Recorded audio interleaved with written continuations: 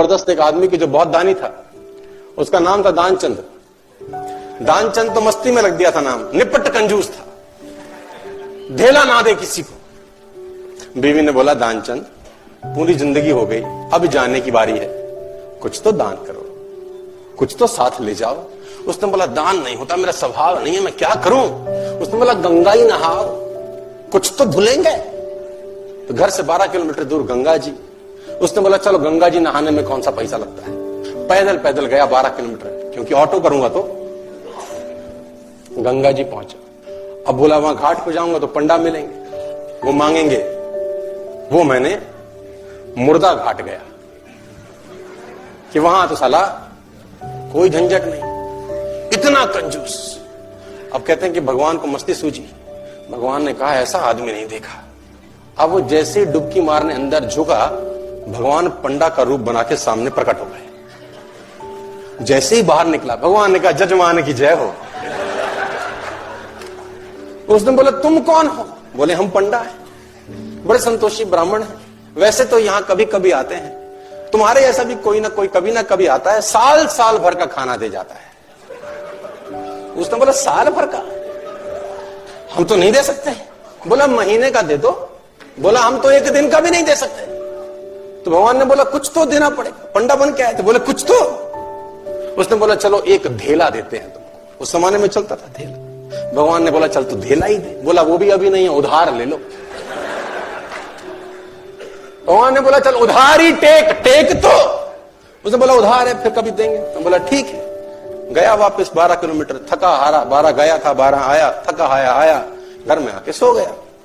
थोड़ी देर बाद घर का दरवाजा खटखटाया। जजमान की जय हो। बीवी ने दरवाजा खोला, देखा तो वही पंडा। बोला हाँ।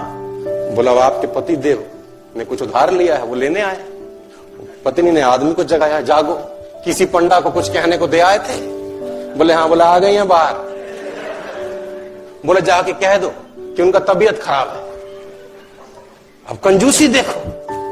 अब वो जाके बोली उनकी तबीयत बहुत खराब है। अब पंडा ने बोला वो हमारे जजमान है, जब तक तबीयत ठीक नहीं होती हम यहीं रहेंगे, तुम खाने वाने का सामान बना दो हमको, हमें कोई तकलीफ नहीं। वो तो बैठ ही गया चौकड़ी मार के। अब बीवी फिर अंदर गई, बोली वो तो बैठ ही गए हैं। उसने बोला जाके कह दो कि मर गए। अभी आई रोती रोती, तो गुजर गए, अभी मर गए, उनका तो अंतकाल हो गया। इसने बोला जजमान गुजर गए। बोला हाँ। बोला तुम कहां गांव में जाके अकेली औरत खबर करोगी, हम खुद ही खबर कर देते हैं। बाहर गए और जब तक तो वो रोती तब तक तो बताए सबको कि दानचंद गुजर गया। धीरे धीरे धीरे भीड़ इकट्ठी होनी शुरू हो। धीरे धीरे धीरे भीड़ इकट्ठी होगी, दानचंद के घर में इकट्ठे हो गए। अब दानचंद को बांध लिया, ले जाने की बारी। अब वो बीवी रोवे, ये मरे नहीं है। लोगों ने बोला ये तुम्हारा मोह है, ऐसा तुम्हारा मोह है, सबको होता है। और वो कम वक्त भी बंध गया, सांस रो के बैठा है।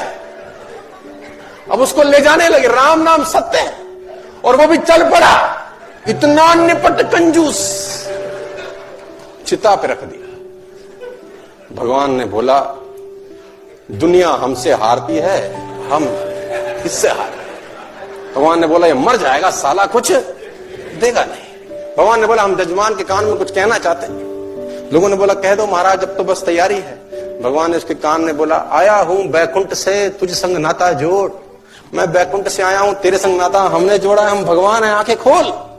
इसको लगा अरे वाह वाह, तो खुद भगवान आ गए हैं। जैसी आंखें खोली, देखा सामने वही पंडा, फिर आंखें बंद कर ली।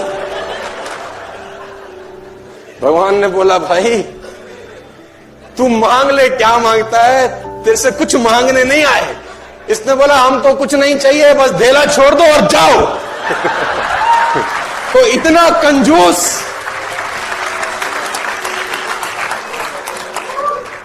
कंजूस बाप को मरती हुई हालत में देखकर बेटे ने बुलवा लिया और 2 गुना बड़ा कफन सिलवा लिया। कंजूस बाप को मरती हुई हालत में देखकर बेटे ने बुलवा लिया और 2 गुना बड़ा कफन सिलवा लिया कि बाप ने जिंदगी बड़ा दर्द सहा, ना ठीक से पहना ना ठीक से खाया, अब कम से कम मन भर के उड़ा तो सकूंगा कफन। कहते हैं कान में पड़ते ही बेटे की बात बापू जी ने खोली धीरे से आंख। बोले बेटे ठीक नहीं है तेरी मर्जी, क्यों करता है फिजूल खर्ची।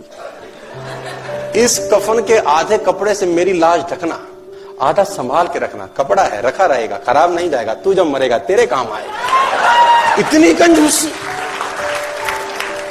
Make a habit, 5% my difference, 10%, choose your number, become a partner to the universe, nobody can stop you my difference. दुनिया में कोई ताकत आपको आगे बढ़ने से नहीं रोक सकती।